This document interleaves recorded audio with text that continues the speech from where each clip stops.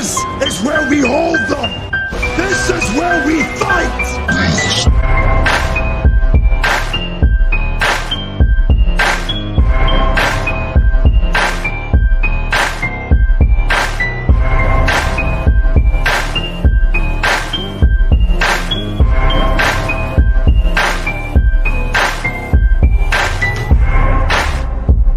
You are now listening to Sweep the Rack podcast featuring Brooklyn Rob and Big Mike.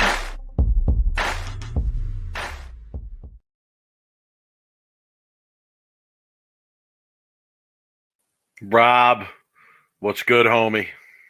Mike, what's up, man? I brought out a work headset here because I was listening to myself on our last show, and I didn't like the quality of sound that I was giving out to the people. So I'm actually working I'm using my work headset. So just curious for the people out there and the fans, do I sound better or worse on my audio right now? So if you guys can chime in, let me know what you guys think of my headset. I start looking like Mike now, except for my headphones are actually normal looking. I mean, I could change, but I feel like this has become part of my trademark now. Yeah, it's your shtick, man. I hear you. Yeah. People love talking about what my shtick is on the internet. I love it. Don't tell me what my shtick is, son. Oh, see, I'm getting one guy says worse. I said one guy says very good. So I don't know. I don't know. I always prefer the microphone as opposed to the headset, but yeah, maybe I'll get a microphone. Maybe, but yeah. So anyway, I'm gonna use this for the show, and then I'll kind of I'll re-listen to it after the show is over, and then I'll decide what I like better. So yeah, so Sean Carter way better tonight. Mike was super loud last time because I had to turn it up to hear you. Yeah, so maybe we're in the same audio level now, me and you. So maybe people aren't going to be having to turn it up when I talk when I do get a chance to talk. All right, Mike. As we talk, I'm in the middle of trying to get our odds for the Masters up so that we could take a look at what these odds are looking like for the Masters. But I feel like people in the chat coming in asking, is it important to have a ball that reads the mid lane in league? I don't know. Is that does this guy get the show, or is that serious? I don't know. No, I mean, I'll answer that because I bowl league, and I know Mike doesn't bowl. I'm not answering that. League. Throw whatever, bro.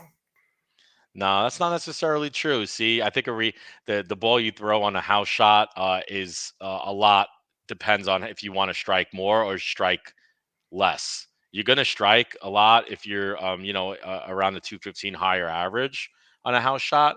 It's just a matter of how much you want to strike. The ball reaction will do that. So in a carry contest, you have to everybody want to strike every time.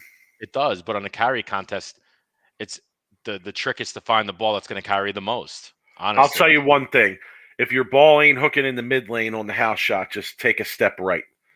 Okay. Yeah, but then it's pretty much that simple. Yeah, but if you bowl on a bolero house shot, you're going to deal with a lot of wet, dry, and a lot of over and under. Trust me, it's not just my bowling alley. I hear that from a lot of different people that bolero just loves to put a ton of oil in the middle of the lane. See, he gets the show. He gets the show. I love it. He gets the show. Hey, I'm all about son. I'm all about giving advice though to people. They love sometimes hearing tips and tricks on like how to get their games better. You know, I know you're so anti house shot and anti bowling house shot league, but a lot of people don't have the opportunity to bowl sport leagues and sport shots, and so they're stuck with what they have, and that's the house shot. And people want to know how to be better on it. Use surface, use pads. If you're hitting the pocket and you're not striking, you're leaving tens, you're leaving sevens. Switch balls, put a new surface on it. I'm highly against shining balls up. If you're going to switch surfaces on a bowling ball, I hate shining. I rarely ever shine my balls up. Use a 4,000 pad. Honestly, it's rare. I mean, I've never ever seen when I've bowled, professional tournaments or high level tournaments, I rarely see people shining balls or putting polish on bowling balls. If they want to take the surface up, they use 4,000. That's just my suggestion, my preference. But yeah, I'm all about giving people tips and tricks when they ask for it, especially on stuff they bowl on. All right. Well, have we talked about the house stuff enough? Can we get to some PBA action now? No, I mean because the people they love hearing sometimes. They want to know how to make their games better. You I know, believe he's saying yes. Dull is better for house shot carry. depends. Generally speaking. Depends what you're bowling on, and depends what your ball is doing. Really, honestly, Henry, really pay attention to how your ball enters the pins. If you're not, if 10 pins aren't falling down at the same time, if the 10 is always the last one standing, or the 7's always the last one standing, or the 5 pin's always the last one standing, then you probably got a bad ball reaction, or you're playing the wrong part of the lane. Now we could get into PBA action, Mike. Kokomo.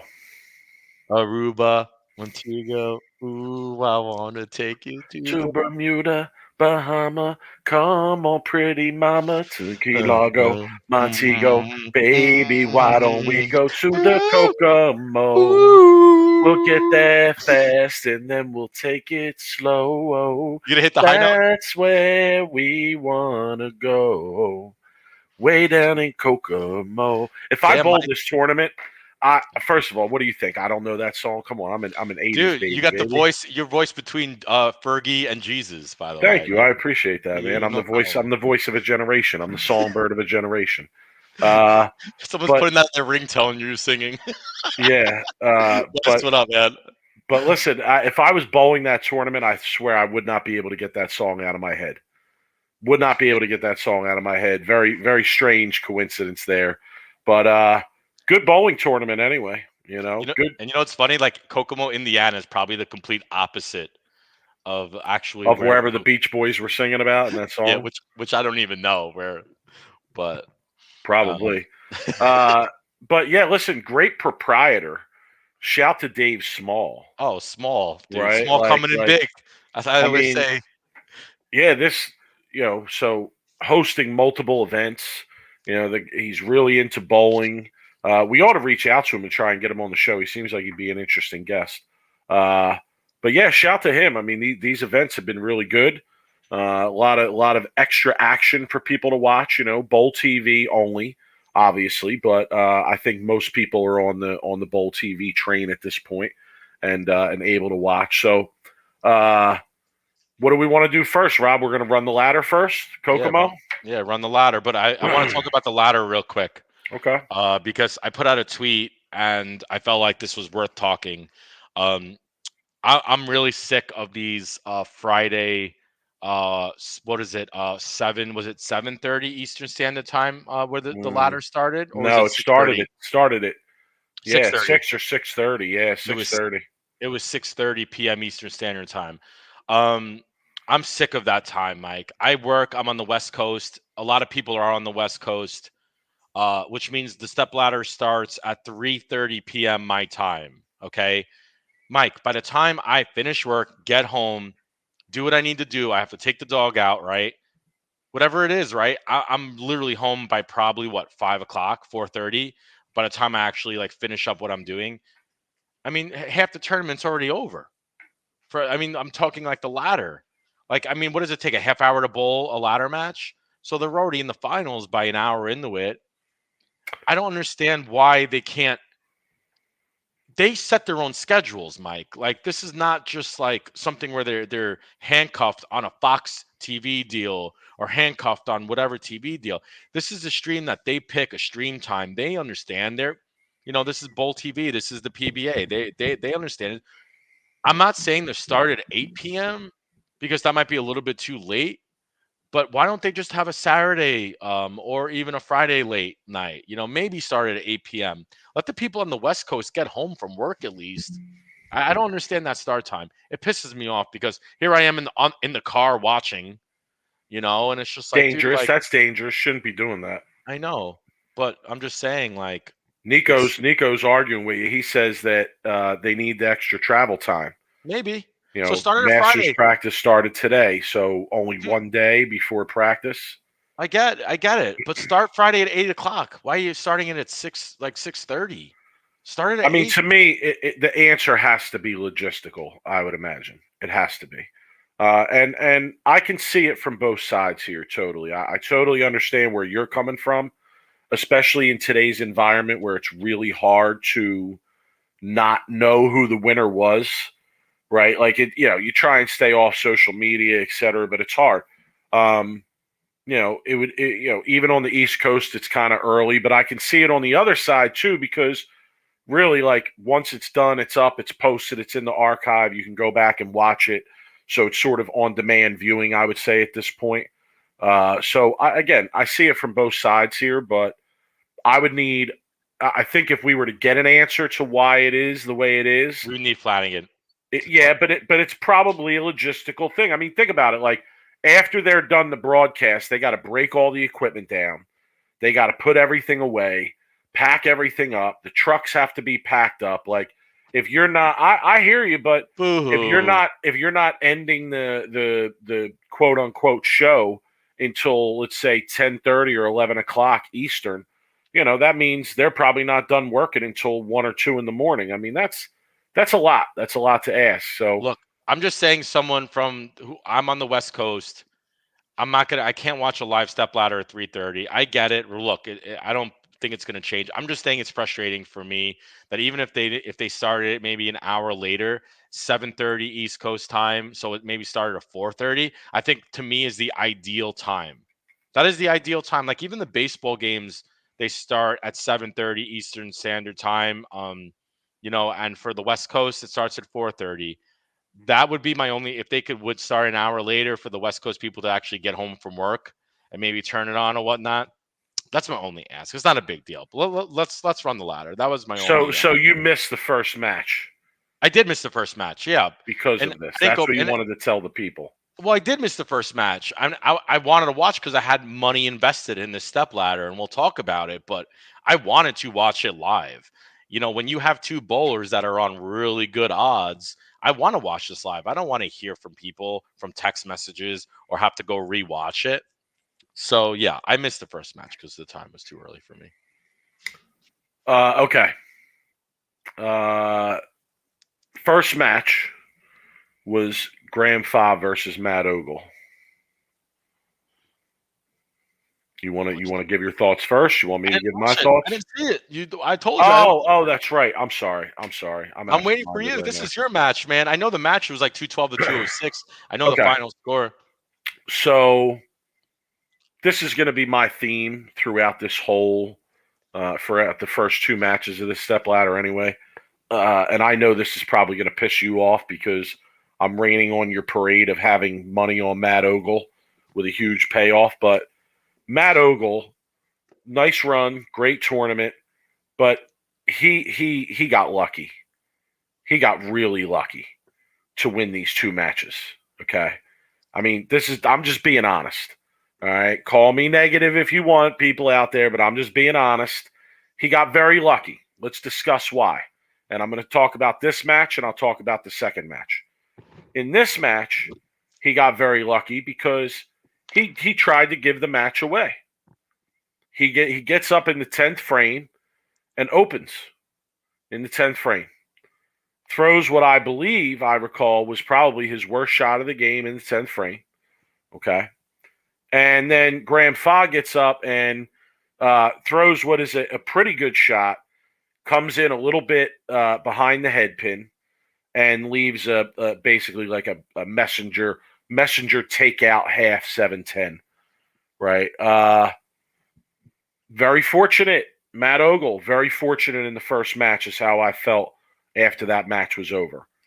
And when he steps in then to bowl EJ Tackett, and full disclosure, I watched this after. Okay, I watched this late because I had a daddy-daughter dance on Friday night that I was getting ready for and leaving for as this was going on. Excuse me. But Matt Ogle then steps in against EJ Tackett, and I feel like EJ Tackett's going to eat this guy alive because what I saw at the end of that game from Matt Ogle was that, and say what you want, but it seemed like the moment was somewhat big for him, to get up there with a chance to close out this game and set himself up to bowl EJ, keep the run going. And he really didn't perform well at the end of that first game. And I felt like that was going to carry over to the match against Tackett, right? Well, it didn't really. They both came out striking, okay? They both came out dueling in the second match. And out of nowhere, Tackett throws a gutter. Oh, we're already in the second match because I watched the second match. I know. I jump in whenever you feel free, bro. Ogle, Jump in whenever you feel free. I mean, Ogle did cross over in the fourth shot too, and he also well, tripped the four pin on top of it. again, Ogle got lucky. Yeah, but it's more Yes, like Ogle got lucky. Like, look, it's putting yourself in a position to get lucky, though. I mean, no. oh, We're talking about what? yeah, We're talking about crossovers. Come on. I don't care what. When Tackett threw it in the gutter. Nonsense. Okay, we could talk about that. You're right. What's going on there? I mean, but hold off on that, Rob. When a professional crosses over, that's a horrendous shot on their part. It is a bad shot, but it's on the short lane. He's using urethane, so you're gonna cross. I mean, shit's gonna happen. Like, I hate to say it, but like, yeah, I mean, he was fortunate that he crossed over and tripped to six. I'm not saying he wasn't lucky. But Nico I'm saying, says, yeah, you're gonna need absolutely. I thought it was gonna be his day. I thought it was his day, his night, because he was tripping a four. He ended up, he in Brooklyn. Tackett gutters out of nowhere. At this point in the match, you're like, man, Ogle's gonna win because this is his day and his night. Like, I feel like sometimes the cards line up for you. Nico in the chat saying you're going to need a few breaks to win it. Okay, I understand that, but at what point does a break become of such great significance that it crosses a line into this is now someone getting lucky in winning this one game match. Well, he took advantage of it. He took advantage of every break he got in that Tackett match. Okay, all right. So he took advantage of it. Tackett, he does the stare down, which I see Sean paid attention to, right? Like, Tackett he was all cocky, feeling confident. He kind of felt like he was in the driver's seat. And then what does he do? After the stare down. Well, after the crossover, then the stare down. Well, Ogle takes advantage of it. Yeah, and then he gets up and he throws a gutter. Which was wild because I thought I didn't see that coming out of anything. It's shocking. It was honestly. wild. It was. It's shocking. Like, it's utterly shocking. Tackett was playing like 20. For someone, I mean, I understand ball falls off your hand. I got to be honest, there was nothing that I saw that clearly indicated there was some sort of problem, right, with his grip or something like that. I don't know. It looked just like a really errant shot. And John Stevenson in the chat mentioning that there were gutters all week, and there definitely seemed to be an out of bounds on one of the patterns that they were bowling on. Both patterns. I mean, when the top level, there's always out of bounds on most of those patterns. But at the same time, I mean that was utterly shocking. Well, it was the really worst time. It was probably the worst thing he could have done in that possible time of that match. Because at the time, I think Ogle had like front six or front five. So it was turning into a huge strike. It was turning into a big scoring match. And then when you gutter on a how many strikes was Tackett on when he guttered? Like 4? Yeah, he was definitely on a string. In the Daniel in the chat correcting me that Ogle opened in the 9th with a missed 10 pin. Yes, correct. Okay. So Tackett gutters, right? Then Ogle has a chance to close him out, and is able to do that. Yeah, well, he's stoned the 9. He stoned the 9, I believe, in the 9th. And then the match was out after that. All he needed to do he didn't need much. That's what I was just going to say. He didn't need much. I mean, after the gutter, that was kind of it. I mean, the match sort of swung on that one shot, So now let's talk about Tackett for just a second, because 2 weeks ago, if you asked me, I would have said, man, EJ Tackett has shaken the demons of having these mental lapses in important situations. Okay, I would have said he looks like an absolute serial killer out there every time he's out there and in the finals. Okay, and I would have said that he's the clear front runner for Player of the Year. Okay, now I'm not going to say that he's still not the front runner for Player of the Year. He still is. However, Last week we watched him miss 2 3 6 10s. We watched him miss 2 3 6 10s against who has been the best bowler in the world, who he's trying to take that crown from, and basically hand him $100,000 major title. Right then, in this instance, we see him errantly throw a gutter. When if he wins that match, not to say that it really would have been, it would have been all that significant if Packy bowls the same way that he did, but who knows how bowling EJ Tackett as opposed to Matt Ogle influences Packy's mental approach to the match, right? And we see him throw a gutter here. So I don't know, like, are there two sides to EJ Tackett at this point? Is it kind of Jekyll and Hyde, where sometimes you're going to get the guy who's a serial killer and is stepping on everybody's throat, and other times you're going to get the guy who's missing makeable spares and throwing errant shots to basically give away opportunities? I mean, you can't argue with history, right? I think you're right. There is a tale of two sides, or a Dr. Jekyll, Mr. Hyde. I do think Well, that. I'm being a little. What have you done for me lately? I'll Right. admit that, right? Well, he's I having one will. of the best years ever in the history He of is. the He PBA. is. But there's Okay. there's still these. There's still Lapses, these lapses, right, these right. asterisks, if you will, that exist in some of his performances here. Right. Is it safe to say, like, the way Tackett's style and how he bowls and his rev rate and how much angle he gets in the back of the lane uh could really influence kind of a ride or die, like a 150 or 250 reaction? I feel like the way he throws it, his style, is a huge hit or miss on TV. Because when he goes through the nose, he goes through the nose. Like, there isn't like a chance. Like, what am I trying to say? I'm trying to say is when he goes through the nose, there's a good chance he's going to split or leave something pretty outrageous because of how hard his ball hits the back of the lane because of his rev rate.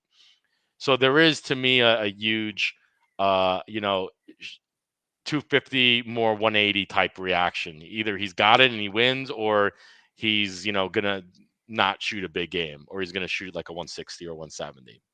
I don't know. I just feel like that way sometimes.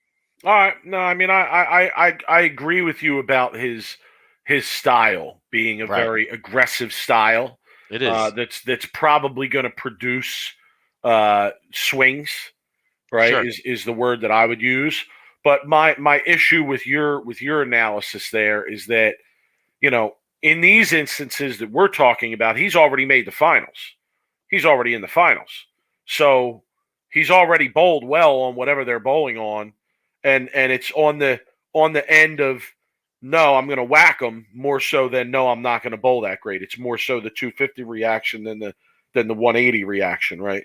And then he gets in these big spots and has these particular lapses. So I don't know. I mean, is he still the best? Is he still the best bowler on the planet right now?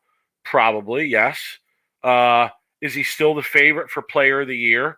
Absolutely, yes. Would I be surprised to see him come out and win this week in the Masters? No, not at all.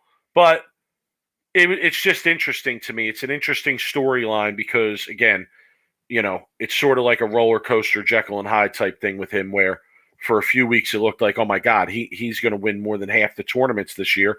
And every time he qualifies for a step ladder, he's going to crush everybody, right? And now 2 weeks later, I'm questioning, like, wow, if he gets in this position again, would I be willing to bet that he's going to close the door on somebody? Or am I going to bet that he's going to have some kind of collapse? Yeah, you just don't know what EJ Tackett's showing up. And I'm talking in the step ladder. You know what EJ Tackett is showing up in qualifying, in round robin match play and semifinals. We know what EJ Tackett's showing up there. Look, I've never bowled on TV. I've never bowled on a top 4 professional national major event. I could probably guess, just from talking to people who have, it's a very different atmosphere. It's just different. It's just a learned atmosphere. The more shows you make, the more relaxed you are, the more comfortable you are. some people still struggle. Even they're making a lot of shows. I mean, look at Marshall Kent. I mean, it is well known Marshall Kent struggles on TV in step ladders. And he just, can't fight. He can't break those demons. So EJ has had a history of the demons. He's did a lot of progress. He's made a lot of progress this year, obviously. But hey, demons still come out every once in a while.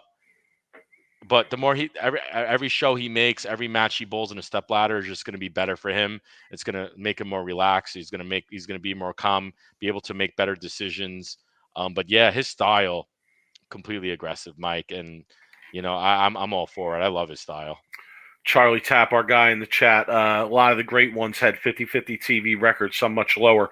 Yeah, I agree with that, and I hear that aspect of it. But Charlie, would I be wrong to say that sometimes it's not that you lose, it's how you lose? Am I, is that unfair to say that, or, I don't know. I mean, in most of these instances, again, I feel like he's giving away opportunities. So all right, let's move on, because honestly, this wasn't the focus of this tournament. The focus of this tournament was the guy who won the next match, and he deserves to be the focus of this tournament because he won and broke through for his first PBA title, and we're talking about Packy Hanrahan. Not so sure it would have mattered if EJ made the final or not either, Rob, because Packy bowled so good and his look was so good that I kind of feel like it was one of those situations where it was his, and he was going to take it, and he was going to come out and be aggressive no matter who he bowled against, and be able to be loose because of the strong look that he had, and kudos to him, man. I mean, he just absolutely ran him over. He ran him. He no doubted it. He no doubted it from the second frame on. Okay, first frame 3-9. Converts it, and bang. I mean, pretty impressive. It's really scary when you give a bowler, a professional bowler, a look like Packy had with his purple hammer, and the only thing really that could be an enemy of Packy at that point is his carry.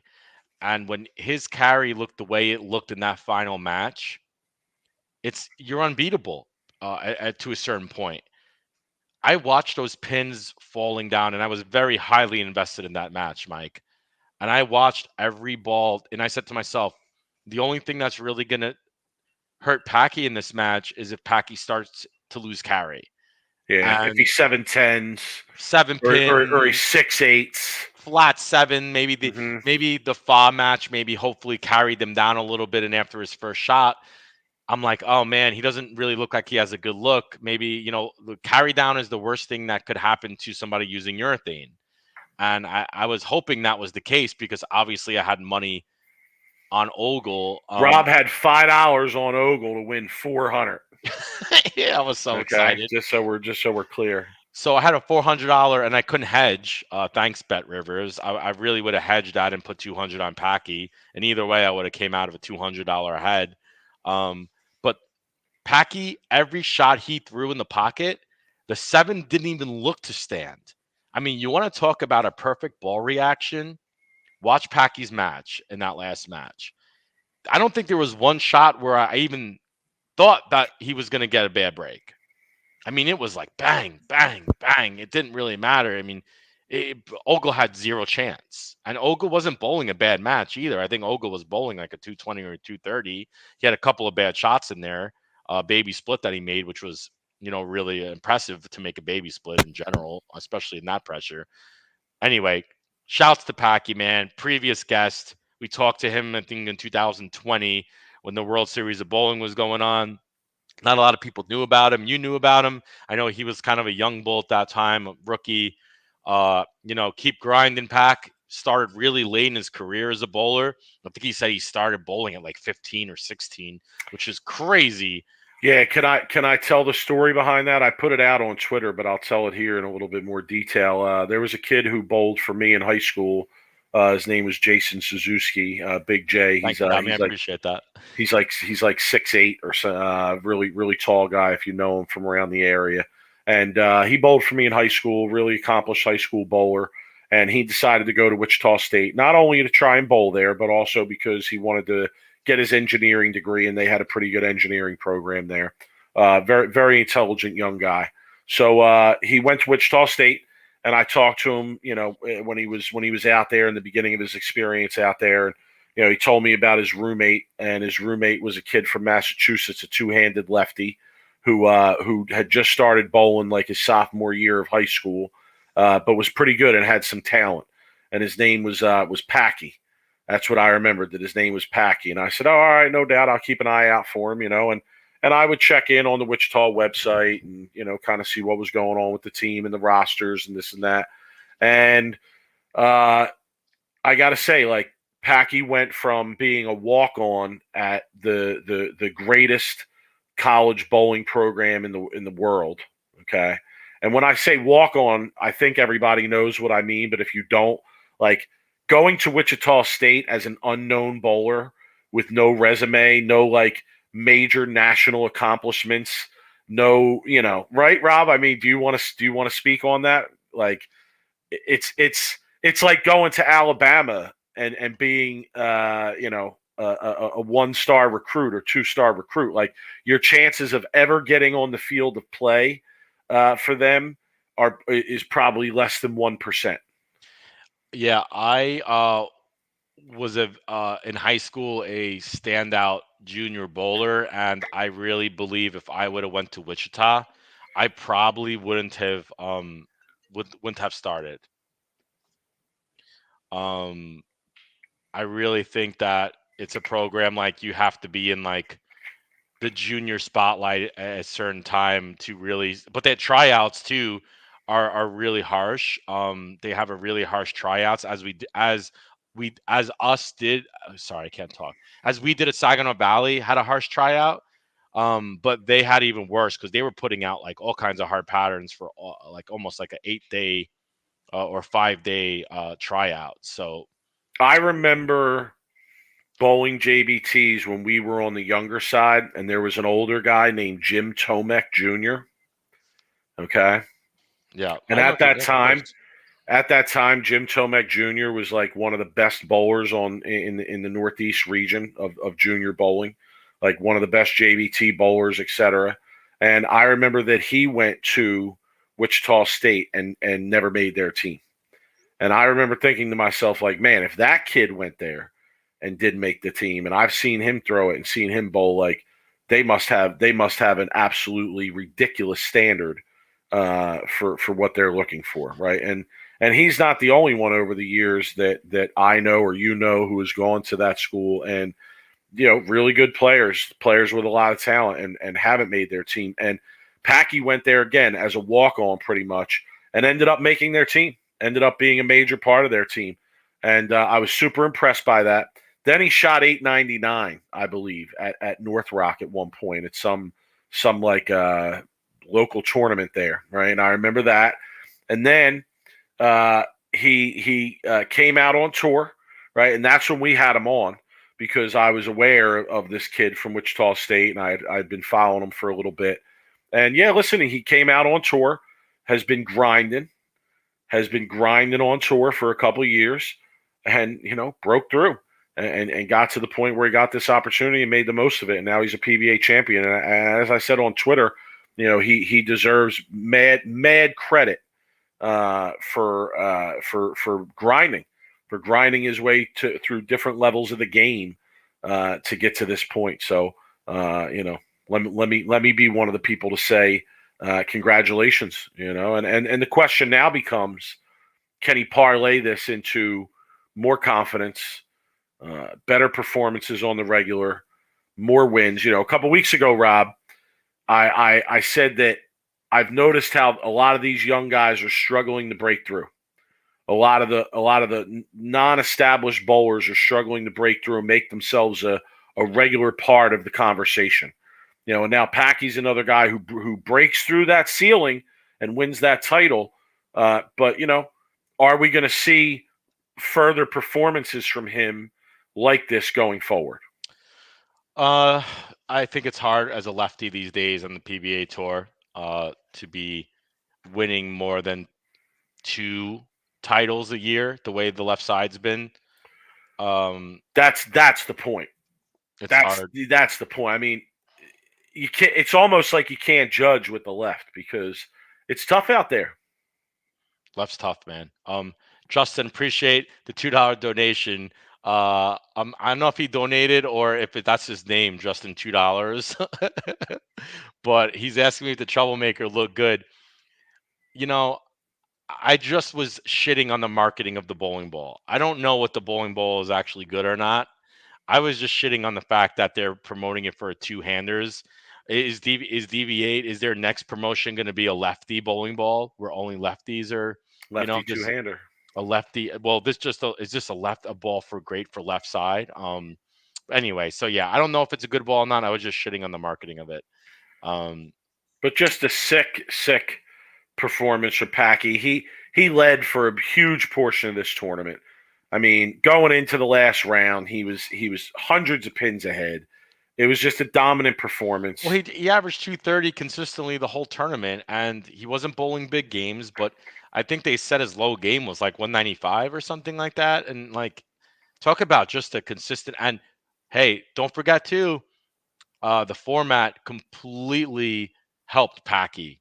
Completely helped Packy, because when you have a 220 or 230 reaction like he had all week, and you don't have to bowl match play, it's like cruise control, right? You got a good look. You got the urethane. There's not a lot of traffic on the left. I'm not taking anything away from Packy here. Let's just be clear on that. But the format helps him where he's bowling 6 games. He's already got 230 look. He's 100, 150 pins, 200, maybe even more than that above the show. It's easier to a little bit of relax, right? And just be your own game, not worry about match play, not worry about what everybody else is doing. And Henry, comment, I know you pulled it up here, DV8 versus DV8 in the final, and it was only getting thrown one shot every other frame on the left lane for Ogle. I said last week DV8's on a respirator. Yeah. And now it's DV8 versus DV8 sponsors in the final. That's but they weren't using DV8 stuff. Ogle was the only one using the new troublemaker on the left lane. They were both using purple hammers. I know. I also had somebody reach out to me through DM, Anthony Battaglia, shout to him, and give me the following observation. Kokomo might have had a first-time stepladder. One-handed lefty, two-handed lefty, one-handed righty, two-handed righty. Yeah, I don't think you'll ever see that ever again. That's a good point, isn't it? I mean, that might have been the first time in PBA history that that's happened. I also said a week or two ago that one-handed lefties are dead on tour, and Graham Fa comes out and finishes in the step ladder. And I think my brother has another tidbit on the show. There wasn't any Storm Gang thrown in the top 4. Evil Empire shut out. Can we stop calling EJ Tackett a one-hander? Because the kid is a statistically rev rate is like 500 plus. He's like a two-hander with a one-handed body. I love EJ Tackett's style, by the way. I don't think there's a better style on tour. I love the fact that he's a traditionalist. He puts his thumb in the ball and he literally out-revs the two-handers. It's pretty sick that for his size, he can generate the kind of speed and rev rate and motion. I mean, it's amazing to watch. It goes against everything I think I know about like what should happen with a bowling form. Yeah, but it's awesome. It is. Who he reminds me of? He reminds me of when we talked about him a while ago. John Gant. Remember, as a lefty, John Gant used to come. Was it the buzzsaw? As a lefty, he reminds me a little bit of that style, but I think he's got actually a higher rev rate than Gant does. But I love. He reminds me of Robert Smith. He's like an amped up version of Robert Smith. But the thing is, like, Robert Smith looks like you would expect him to throw it that way. Right, like when you saw Robert Smith, like broad-chested Robert Smith, like Tim Mack, I expected him, Tim Mack, right? Yeah, but EJ, I expect EJ to go up there and be like splitting boards and or throw it like Thomas Larson, and he throws it like And he EJ gets up Tackett. and his ball down the lane looks like Jason Couch. You know I what I know mean? It's just he crazy. just absolutely straps on it. And he's so good at what he does too. His moves and his just consistency and just everything that he does is amazing. I'm just bringing this question up because Henry is just lighting the chat up here tonight. I'm not even saying I want to comment on this, but are Brad and Kyle under more pressure now with social media footprint and questions of credibility? I think credibility is the wrong word. No, like that's their credibility is not in question. Regardless of how you perform out on tour, these guys are the best.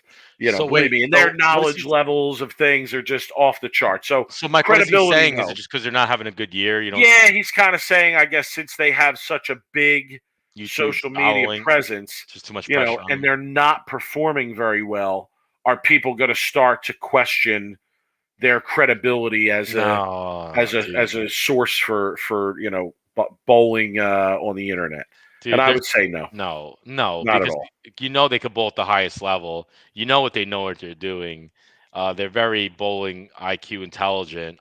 They have to be bowling at that level. They both made numerous TV shows. They've competed. Kyle has a title, and Kyle's been injured. But Brad, Kyle's been somebody said in injured. the chat, he is struggling. He is struggling, Yeah, and it I could be will in his head say, a little like, bit. I do see the potential for some. I know everybody likes to be positive, and all the blogs and vlogs are positive all the time, but I'll be honest, like, I see some potential in some entertainment behind the frustration of not being able to get it done out there.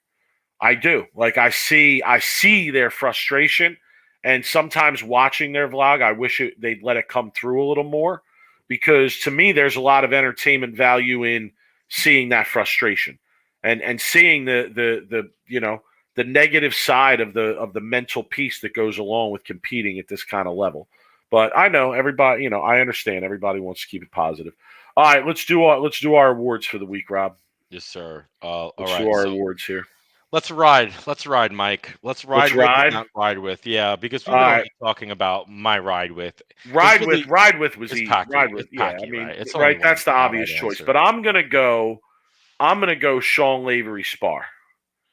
I'm gonna go Sean Lavery Spar because he had a great week He did. and really made a run, bowled well, and seems like he would be at least a decently fun guy to hang out with.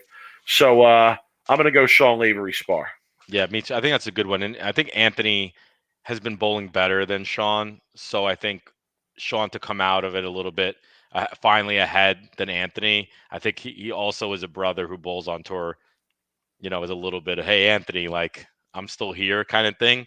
I think that would be really fun though. I just picture like me and my brother being on tour, like Jeff or Dave together. I think that would be fun, like traveling together and then like talking shit to each other. There's dinner bets on who, qualifies higher and whatnot. I know if I was bowling with Dave, there would be. Now All right, this is funny because Kevin Weeks in the chat says he's I'm riding not. with Stu No, Williams. I don't want to ride with Kevin, Stu you're Williams. riding with Stu? No chance. Stu is my not ride with, Kevin.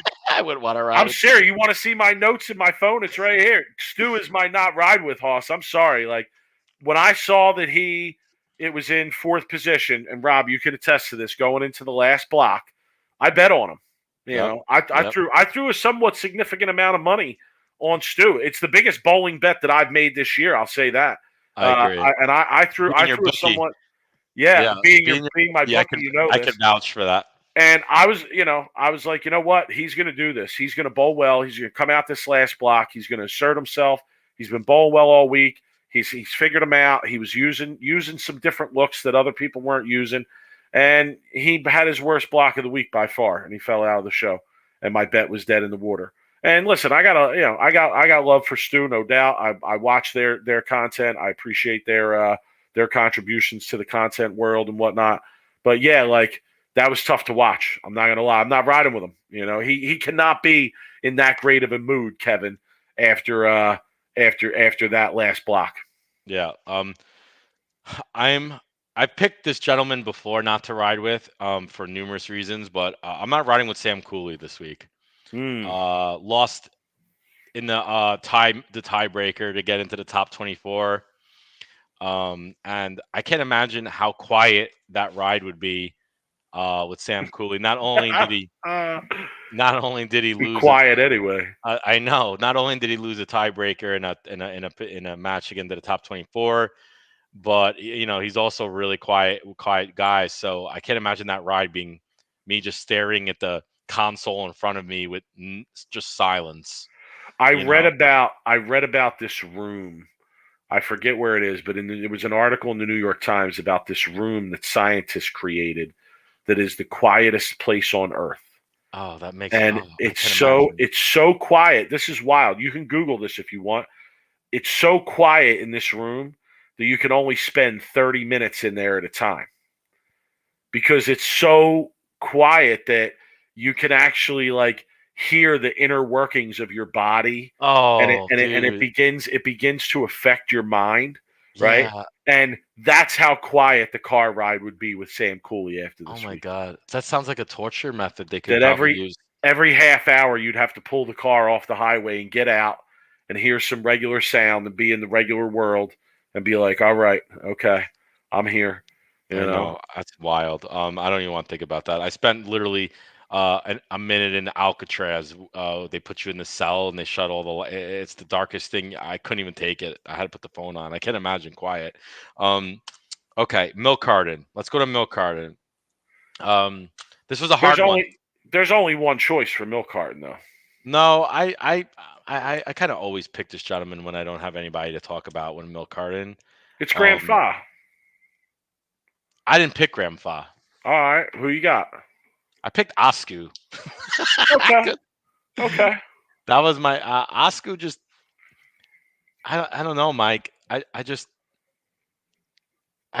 think there was so much more expectations for Oscar, and he's not like you don't really ever see him like uh making a run or being even close to like the show anymore. And you have all this like two Fair handers, point. right? You have all these two handers every week that are making shows, right? And he was the OG, one of the OG two handers, like Belmo. And at this point in his professional career, you would think with all the bowling he does and all the traveling that he would be in contention for a title every once in a while, and you just don't see him. Yeah, fair enough. Fair pick. I picked Grand Fa. I mean, Grand Fa. There's been a lot of tournaments in the last year or two. I haven't even seen his name on the roster. And then he wins the Bradley a few weeks ago. Not a PBA event. A lot of PBA guys bowling, but not a PBA event. Now he comes out here and he makes the step ladder. So yeah, I give him my milk carton. All right, let's go. Let's go. I see you, Hoss. There's only one right answer here for me. Go ahead.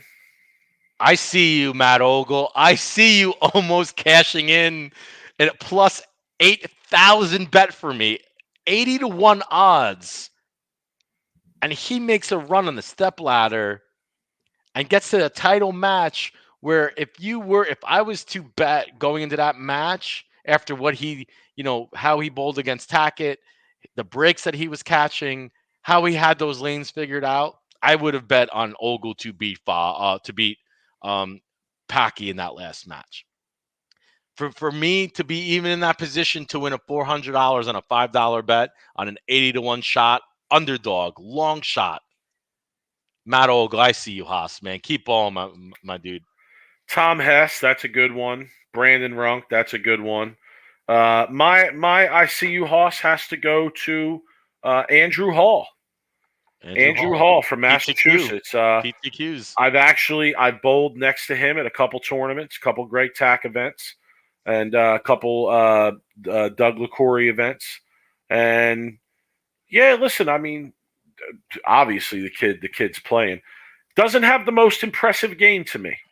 Not the type of bowler that I look at and go, wow, oh man, I'd like to throw it like him. But man, he gets it done. He gets it done. All these events I go to, he's always in the hunt, and he made a run this week in this event, PBA event from the PTQ. So I see you, Hoss. I see you, Hoss. Keep doing your thing. It's funny, like if you look at traditionally the best bowlers in the world, traditionally they're never really textbook. You look at Earl Anthony, Walter Ray, you look Mark Roth, right? You look at these bowlers and they're some of the Belmo. greatest in the world. Belmo is textbook two-handed, right? I mean, you Yeah. really can't argue that. But you really look at some of these people, like, I mean, you look at guys like that have been like just titles, Hall of Famers, and most of them have never been textbook style. All You right, know? dumpster dive. Oh, there's Dumpster only dive and one right. gold medal. There's only one right answer here. It's Tom Doherty. I have somebody different. I mean, he was dead last. I mean, there's only one answer here. It's Tom Yeah, Doherty. well, especially for Tom Doherty, I understand you don't expect somebody of that caliber to finish dead last, but I'm going to go in a different direction. I'm going Matt Sanders, bro. What did he And the finish? reason he finished like bottom 10, Okay. and The left was good too this the week. left was good. I know. Graham Foz finishing fourth, and you're finishing bottom 10. I don't know, Hoss. I feel like that deserves dumpster diving gold medal. All right, and then Spare Shuta.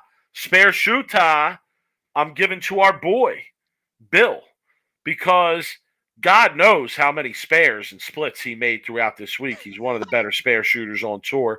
And he was struggling a little bit this week. And he caught a check by just a handful of sticks. There you go. Caught a $2,000 check by just a handful of sticks. And I know that there were a lot of spares that he made along the way to get that set of sticks that he got that check from. So I like it. Spare Shuta. I like it. Mine goes to EJ Tackett for guttering on 4 in a row and then making that spare, Mike, in the step ladder. I can't imagine him being really happy to throw that spare shot. Just try to at least stay in the match. I almost gave it to Andrew Anderson again for missing the 5-pin the week before. I almost did it. But anyway, yeah, EJ Tackett gets my spare shooter award. Okay. And I believe that's it. That's it, Mike. All right, it's our wrap on the Kokomo Open. We're going to get ready to wrap things up here. Rob, it's Masters week. It's one of our favorite weeks in bowling. Let's bring up some odds. Let's talk odds. Let me let's talk about the favorites here, and I'll zoom in here. Okay. See if that helps us here. It's to zoom in too much. Can you guys see that? Can you get that, Mike? Yeah, generally we can see. Yeah, okay, so here's my thoughts first off. Betting on the Masters. This tournament is probably the hardest tournament to bet on. Okay. But is also the most intriguing tournament to bet on because, as you know, in Masters history, the way the format is in the match play bracket and the best of 3, you always have a really, really long shot that makes a show. There's always usually someone in the top 8 that you never expect, that maybe an amateur that comes out of the woodwork. You do get odds on everybody bowling. So you can get a really long shot amateur right now if you wanted to. I'm talking like 200 to 1. Some of these odds are. You can get. I think the longest shot is the Bones, who are both bowling, and Ryan Barnes, which would be an interesting pick, by the way. Ryan Barnes. You're getting him at plus 60,000, Mike. So if you put $1 in it, all these Spencer Robarge is interesting, Mike, at plus 50,000. I would put $1 on Spencer Robarge. Why wouldn't you? Right? I think he can make a run. But let's talk, to me, at this point, you have to go in the big 3. Simon, Tackett, Belmonte, right? At plus 600, plus 800. To me, those are if you're betting on bowling right now, to me, those are the 3 standard bets you have to make. At least try to get your money back. But, I mean, plus 600 and plus 800 are still good odds in general, right? I mean, how many sport bets do you ever make that are plus 600, plus 800? Right. Those are still good odds, right? So you could put, a 5 or 10 spot. But anyway, I'll let you go into it. The bowling gods did talk to me today, Mike. They did. Can I tell the people what the bowling gods told you? Because the bowling gods are they're very generous, and they want everybody to know. And this idea came to you in the shower. It did, which a lot of my bets come with me into the shower when I'm in my thoughts. I have so many people I want to bet on in this event. It's sickening. I know, but keep in mind here, Mike, though, keep in mind they did announce the pattern. And I think the reason why the bowling gods spoke to me is because of the pattern, the length, the volume. I feel like, what is it, 28 milliliters at 46-foot pattern? To me, you're gonna want someone who's gonna be able to make the ball hook in the back of the lane. I feel like they're gonna get really tight. And the bowling gods talk to me. Tom Doherty, Tom Smallwood, the two Toms. I feel like one of them is gonna make a run. Yeah, 2 Toms is what Rob has given us. So here, I mean, do you want the whole list of people that I'm going to put money on in this event? And I have to text all these No. to you Oh God. because we Just need to give get me these bets in tonight. just give us a few. No, I'm going to give you the whole rundown. People. Come on. Simo, Prather, Darty, Tackett, Belmo, Smallwood, Troop. Okay, those are going to be like my best bets. Okay, then I'm going to go Keplinger, Barnes, both Bones, Bonta, Boog Kroll, Robarge, Sean Lavery Spar, Dio Bernard, Shoemaker, and Schenk. And I'm going to put money on all those.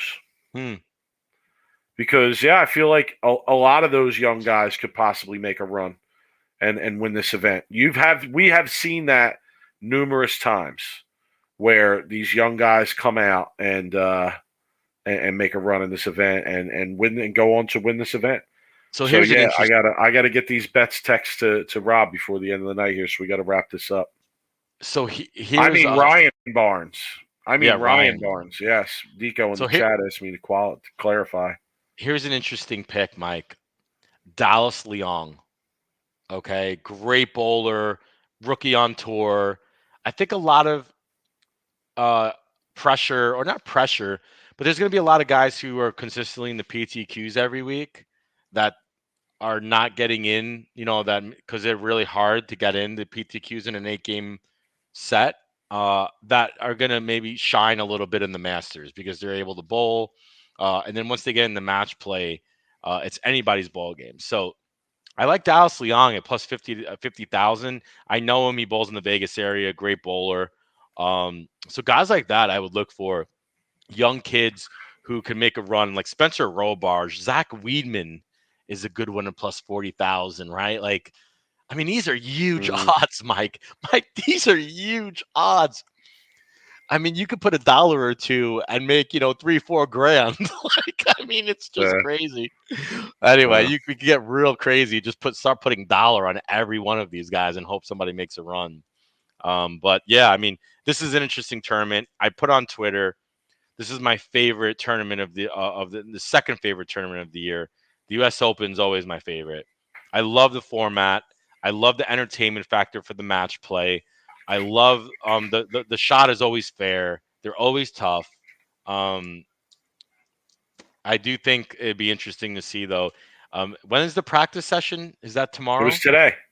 Maybe we could qualifying starts tomorrow. Maybe we could send out a text to some people to ask like what the shot looks like. Maybe we could make a little bit more of an educational type bet.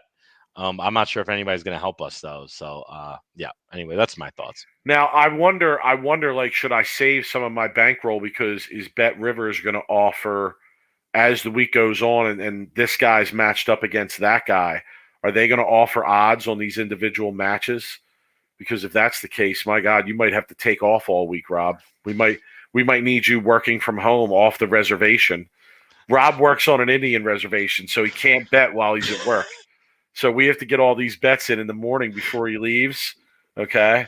And yeah, basically like you might have to work from home this week if they do that because I might be handing out crossword puzzles to do in class while I log on Bowl TV from my classroom computer and watch these matches because there could be some really juicy matchups where where we could pick an upset or two along the way. So some of the other odds that are on Bet Rivers, and I know maybe I forgot what the other app was. They're also giving you odds on making match play, right? But the odds aren't very good on it. I think you weren't getting even money on anybody. I don't believe that. No, everything was either minus 100. You get better odds on them not making match play. So EJ Tackett on not making match play, I believe, was like plus 900. Plus 900, yeah. So, like, do I want to put $5 and hope that EJ doesn't make match play at the Masters? Like, I mean, I don't know. I don't think that's a good bet. To be honest with you, I'd rather put money on a Spencer Robarge at plus 50,000 at $5 to win, which to me I think is the best bet out of any of these bets, right? Because, dude, if they give, I don't know why I got that feeling that Spencer could be, to me, that you get in the most bang for your buck with that kid, you know. And didn't he make a Masters show last Yeah, year? yeah. I feel like he could make another run like he did last year. So All right, well, listen, we're gonna log off. We appreciate it. We're gonna put our bets in. We're gonna log off and put our bets in. I'm gonna text Rob my bets here. text him. Everybody, we appreciate you joining us. Enjoy the Masters this week. I'll be honest, I don't know if I'm gonna be able to do the show on Thursday night. I have a lot of stuff going on. So I'll have to communicate with Rob, but if not, we'll definitely be back on Sunday, right after the Masters show to wrap it up. But enjoy the Masters. Yes, the Dumpster Diving World Championship. Great week for dumpster diving. Excellent point, Jeff. Let's highlight that before we leave. Excellent point. Okay, so everybody have a good week. Enjoy the Masters, and we will possibly see you here on Thursday. Yeah, don't forget, like and subscribe to the YouTube channel and share and spread the word, man. Sweep the rack. Hit the subscribe button. Later, folks.